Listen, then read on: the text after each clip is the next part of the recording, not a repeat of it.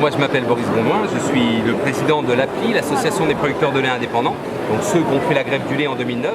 Et donc on a fait la grève du lait, on était suivis ou pas suivis, mais bon on a fait quand même un petit peu quelque chose.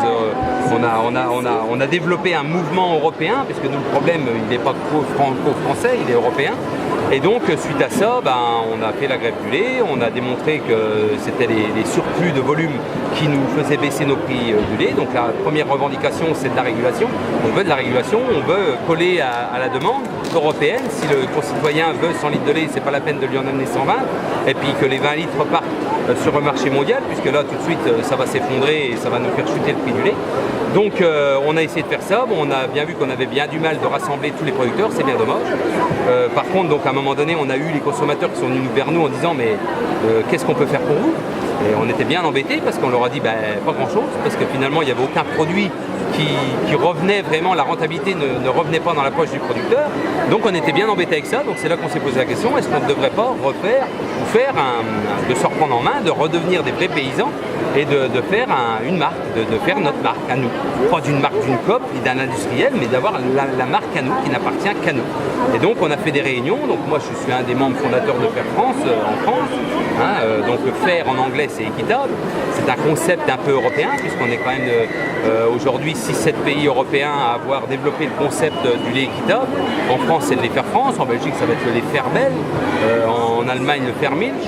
Et donc quand on s'est rassemblé à 5-6 personnes pour développer donc la marque Faire France, on a déjà regardé qu'est-ce qu'on ferait d'une brique, comment on pourrait faire ça, comment on pourrait s'y prendre pour essayer d'intéresser un industriel ou une coopérative, parce que nous le but c'est les coopératives vont dire tout de suite oui, ça va de source. Et puis finalement on a vite vu que les coopératives ça les intéressait pas du tout, au contraire ils nous ont foutu dedans avec tout ça, ils nous ont dit que ça les intéressait pas, qu'on était fous, que c'était bien trop cher, que c'était impensable, c'était utopique, comme tout ce que l'appli a toujours essayé de développer, mais en fin de compte on a tout de suite vu que finalement tout ce qu'on a essayé de développer ça fonctionne quand même.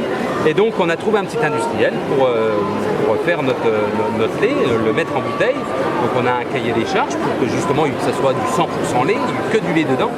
On a choisi le premier produit, lait demi-écrémé, parce que le lait demi-écrémé c'est 90% de la consommation, donc on n'allait pas commencer avec un produit qui ne marchait pas, donc c'est pour ça qu'on a fait ça. Et puis on a fait des réunions dans toute la France, on a été informer les producteurs de lait, on leur a dit voilà, on veut se reprendre en main, on veut absolument développer quelque chose, avoir notre marque à nous, aller faire des animations en magasin, on ira voir les magasins un par un pour essayer de les démarcher.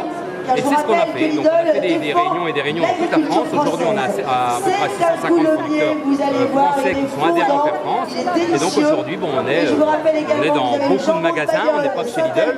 On est chez Lidl pour 10 centrales sur 25. On compte bien d'ici quelques mois arriver aux 25 centrales d'achat.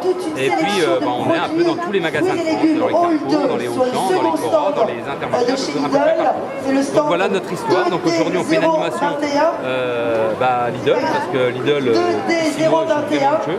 Ils nous mettent en avant, ils nous mettent vraiment même bien en avant, palette au sol, tête de gondole, le consommateur boit notre lait. Ils ont compris, depuis un moment, ils ont compris vraiment la démarche qu'on faisait, qu'il était temps de se reprendre en main.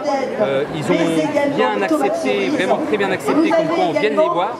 Pas aller leur casser la figure, mais justement leur proposer un produit, puis leur dire maintenant on va travailler ensemble, maintenant on va travailler aussi pour le consommateur, parce que le but aussi c'est que le consommateur ait un vrai produit, un produit de qualité, que le producteur puisse en vivre et que le consommateur puisse avoir enfin des vrais produits.